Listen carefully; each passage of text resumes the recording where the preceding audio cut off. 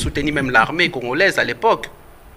Ils n'ont même jamais soutenu nos forces armées congolaises. Tout ce qui s'est passé à l'époque, ils étaient catégoriquement faux. Ils étaient cadiques dans tous les niveaux, radical. Même si vous proposez une loi qui doit donner naissance à un fils congolais, et ils diront c'est mauvais.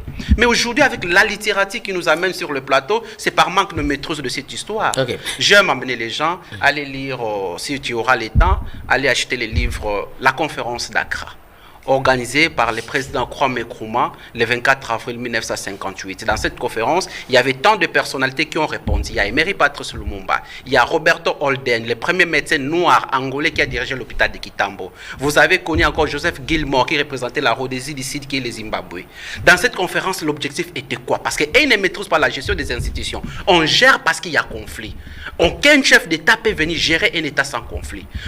Kabila a réuni tous ces gens qui étaient des rebelles, des Etienne Tshisekedi. Très bien. Qu'on a connu des rebelles qui ont travaillé en connivence avec des rebelles. Okay. Pourquoi Tshisekedi doit aller avec un dialogue inclusif? Parce que le pays est déchiré. Alors, il a hérité 145 territoires. Aujourd'hui, nous n'avons pas 145 territoires. C'est dans ce sens-là que l'opposition le fait comprendre qu'il a échoué dans son plan d'action. Le fait qu'il a échoué, il faut l'aider. Vous ne verrez pas un opposant qui ira demander un poste.